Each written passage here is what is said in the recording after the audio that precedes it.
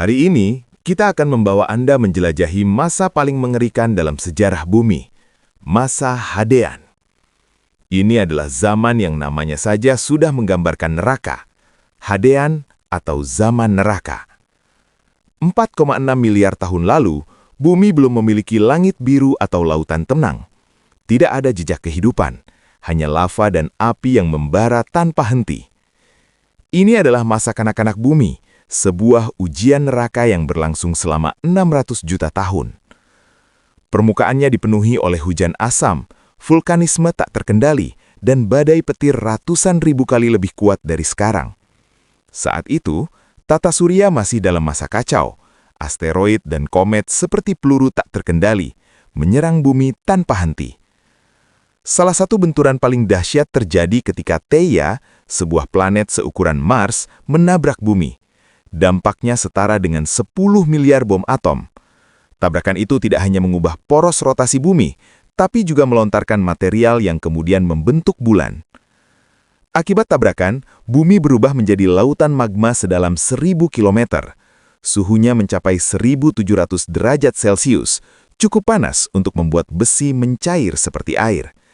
Di sini batuan mencair seperti mentega, tidak ada daratan stabil, hanya lava mendidih yang menggelegak tanpa henti. Panaskan dari dalam bumi ditambah energi dari peluruhan radioaktif membuat kerak bumi hampir meleleh sepenuhnya. Di bawah kerak tipis itu, gunung berapi meletus setiap beberapa menit. Rata-rata, puluhan letusan terjadi setiap jam, lebih sering daripada detak jantung manusia. Gas-gas beracun seperti dioksida sulfur membentuk lapisan awan merah tebal. Langit tertutup, tidak ada sinar matahari yang bisa menembus. Satu-satunya cahaya yang tersisa, petir ratusan ribu kali lebih kuat dari sekarang. Begitu keras, suaranya bisa menghancurkan batuan. Tabrakan Theia juga mempercepat rotasi bumi. Satu hari hanya 6 jam, artinya siang dan malam berganti 4 kali lebih cepat dari sekarang. Matahari terbit dan tenggelam setiap 3 jam. Namun, ini bukanlah akhir dari penderitaan. Hujan meteor terus menghujani bumi selama jutaan tahun. Komet membawa es dan air. Di atmosfer panas, es ini langsung menguap membentuk awan uap raksasa. Uap ini naik, membeku di lapisan atas atmosfer, lalu turun kembali, hujan asam yang mematikan. Hujan ini bertemu dengan gas vulkanik beracun menciptakan hujan asam ekstrim. Begitu korosif, ia bisa mengikis batuan dalam hitungan detik. Dan karena suhu permukaan terlalu tinggi, hujan ini menguap sebelum menyentuh tanah, lalu naik lagi, menciptakan siklus hujan asam yang tak berkesudahan. Seluruh planet diselimuti kabut asam tebal, visibilitas hampir nol.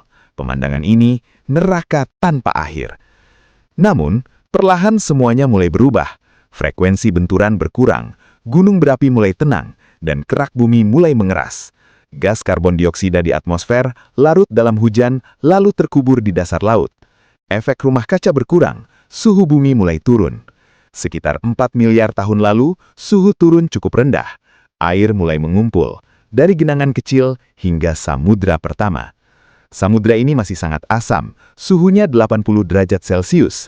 Tapi di sanalah kehidupan pertama mulai muncul. Bayangkan, planet yang dulunya dibakar, dihancurkan dan dilanda hujan asam, kini menjadi tempat di mana kehidupan dapat berkembang. Masa Hadean bukanlah sejarah gelap bumi, ia adalah awal dari segalanya, masa pembentukan. Tabrakan asteroid membawa karbon, hidrogen, fosfor, elemen dasar kehidupan. Vulkanisme membentuk kerak bumi, fondasi bagi semua yang akan datang. Hujan asam yang berlangsung jutaan tahun, itu adalah air yang membentuk samudra kehidupan. Masa Hadean mengajarkan kita satu hal, kelahiran besar seringkali lahir dari kehancuran ekstrim.